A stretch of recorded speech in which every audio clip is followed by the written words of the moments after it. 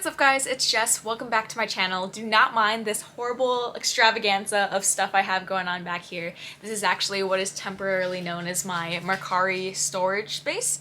So everything you see here I'm actually selling. It is currently my third year at the University of Washington. I supposedly only have one more year left, and I've really taken this time over winter break to reflect on my experiences so far in college and to really think about what I've learned so far by being a college student. I almost titled this video Why I Regret Going to College. The reason why this video is not titled that is because I don't truly regret going to college. I really do think it allowed me to meet a bunch of new people I wouldn't have met otherwise. It gave me so many new opportunities. I think the largest benefit of me going to college was that it was the experience that truly shaped the mindset that I have today and allowed me to think the way that I do now. I wonder if I would have achieved this same mindset if I just moved out and did my own thing as opposed to moving out and going to college, but I'll never know. To explain further as to why I almost titled this video Why I Regret Going to College is because my mindset has definitely shifted in terms of what I want my future to look like. This gets into one of my first points about what I wish I knew about college, and that is that you do not need to go to college to become successful and become wealthy and become happy and live a life that you've always imagined. You don't need college for that. I didn't really understand that whole concept because my entire life I grew up in a family that expected me to receive higher education, that expected me to excel in my classes, every single class, all throughout the years that I was growing up, in order to one day get into a good college and continue to excel and get a good job and continue to excel and do all this stuff that would keep me going higher and higher and higher. And what I realized is I could have skipped some of those steps. I didn't need some of the steps that I took in order to get to where I want to be. I think a large part of that mentality comes from me being raised by a Filipino mother, and Filipino families often push their kids to excel very, very rigorously in academics, and I'm super appreciative of it for sure, because I think the way that I have chosen to attack school and attack learning has been very effective in me having this motivation that I do now. So one of the key things I'd like to reiterate is that you don't need to go to college to be successful, and the sooner you learn that, the better. Which directly leads into the second thing I wish I knew, was that people waste in college. They waste their time, they waste their energy, they waste their money, they waste their resources, they waste. I wasted. I didn't realize how lucky I was to be able to have the opportunity to be a student at a good university. I didn't really take that all in. I never understood the gravity of being a student going to college until the middle of my junior year right now. I kind of just went by all my classes. I never really loved them. I never saw passion in them. I did all the homework. I tried on the tests, but I didn't do enough. I didn't do the most I could have done to achieve the most. Back then, I thought I managed my time wisely. I thought I was being productive. I thought I was doing well in school, and I wasn't doing any of those things compared to where I'm at now, not even close. My next thing that I wish I knew was that your environment seriously affects you. It affects your productivity, it affects your time management, it affects your mental health, your physical health. It affects so many aspects of yourself. During my freshman year, I moved into one of the dorms with a roommate that I have never met before. During my sophomore year, I lived at home for the entire year due to COVID. During my junior year, currently I live with 5 other roommates in a little tiny apartment. As much as I mostly love all of the people that I have roomed with and shared those living experiences with, I do think that the way those people act and the way that those people live their lives will severely affect how you live your life as well. It's kind of that saying where your 5 or so closest people are a reflection of who you are, and I really do think that's true. Not to rat out my freshman year roommate or anything, I'd like to resurface that I don't have any beef with her. That is something I want to reiterate again and again. I do not have beef with my freshman roommate, but she lived a very different lifestyle than one that I wanted to achieve for myself. She didn't eat super healthy, she didn't really work out, she was in the room most of the day, either on her bed or on her phone, she went shopping all the time. And I would like to reiterate that I am not dragging her down for the way that she lived her life her freshman year. It's just not something that was going to push me further, honestly. Similarly, my sophomore year living at home, I was surrounded by my parents who didn't always have the same mindset about things that I wanted to. For example, with keeping the house clean and organized, and the way I saw material items and physical items, the way that I spend my time. For example, my dad coming home from a long work day and spending hours sitting on his reclining chair watching movies doing absolutely nothing. Lastly, going into my junior year, again, I love all my roommates. We do not need any more beef right now.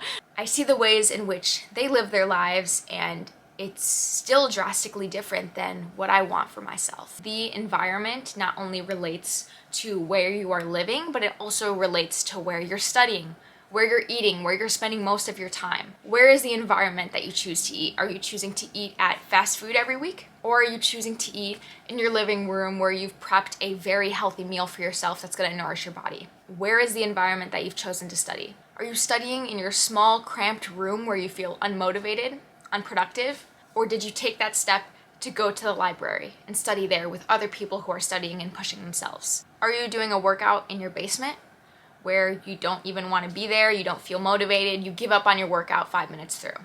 Or are you going to the gym?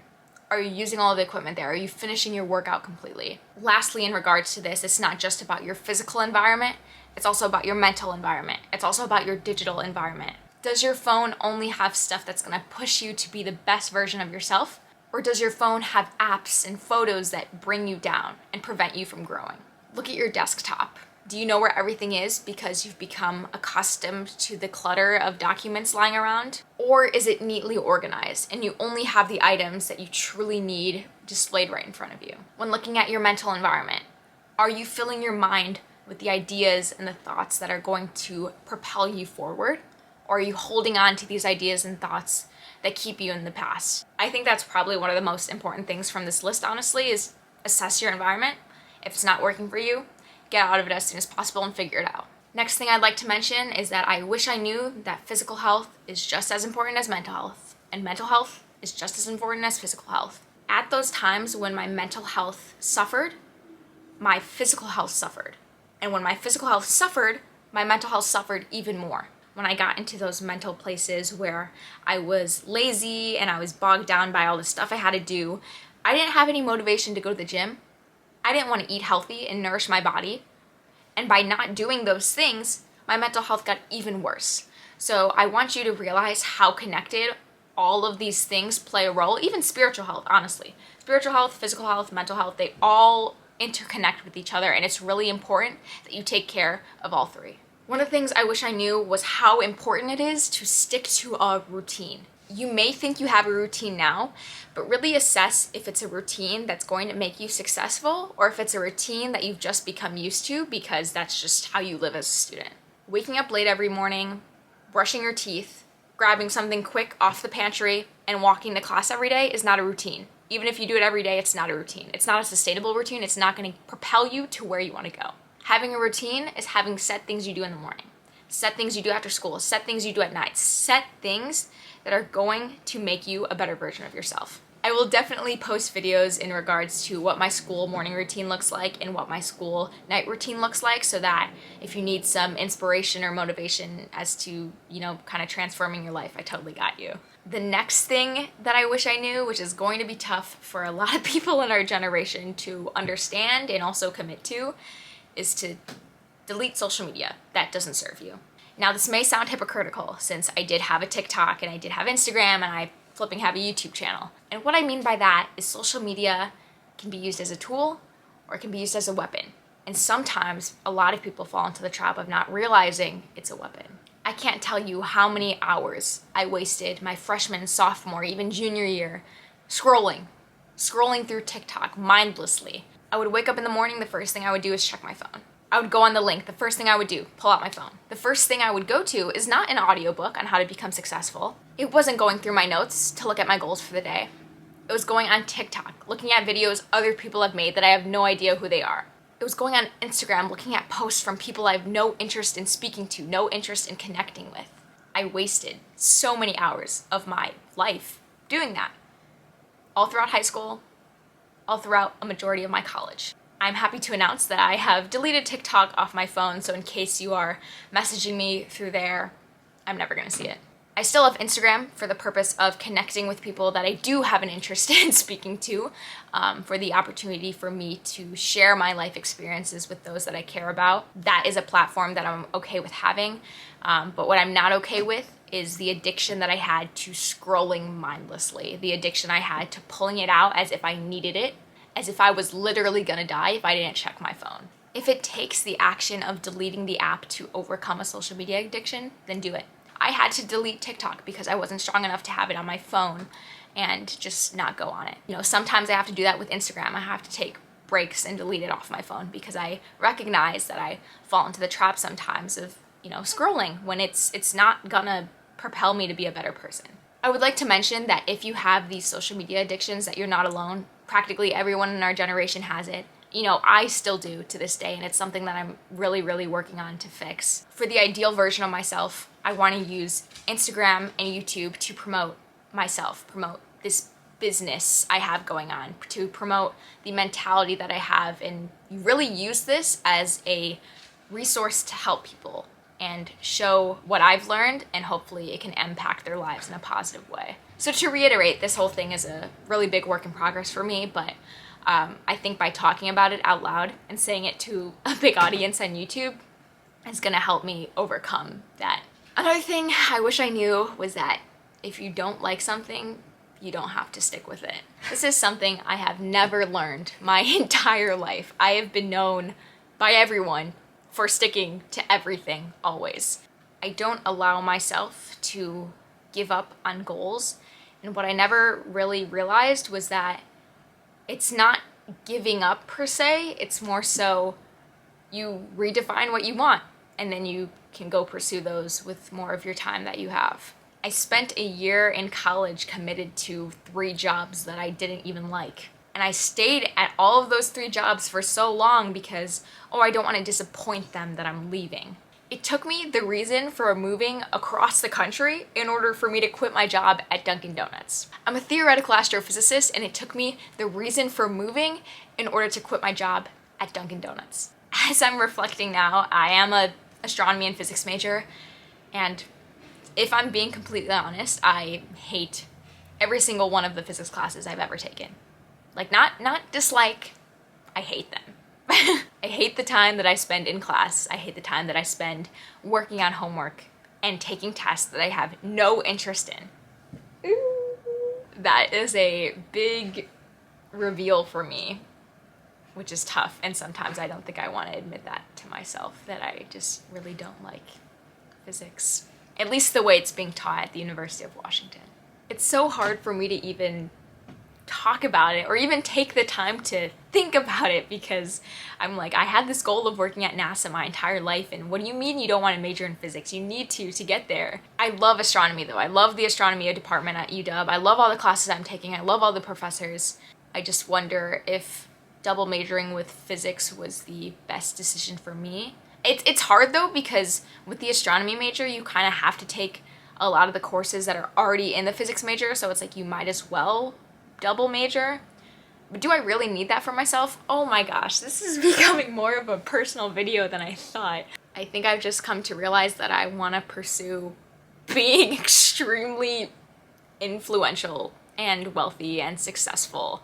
Not really for selfish reasons, but more so that I can influence people in a positive way. And in order to do that, I need a higher ground to stand on. I don't even know what I'm trying to say here. It's just, I don't know if I can do that being in a major that I'm not truly passionate about. I do not get any value from connecting circuits together in a lab or studying the friction of a car going down a hill. I don't care. I don't care about that. None of that's gonna make me a flipping billionaire. None of that's gonna make me save the entire universe. I don't care about any of that. That's not gonna do it.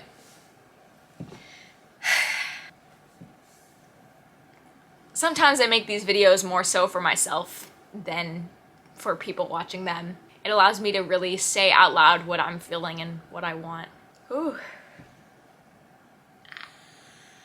Well, I'm gonna go ahead and wrap up this video now. Maybe I'll make a part 2 again, because I do think that talking about this stuff was helpful for me, and hopefully it was helpful to you guys as well. As always, if you have any questions, comments, or video ideas for me, feel free to leave that in the comment section down below, and I'll see you guys in my next video. Bye.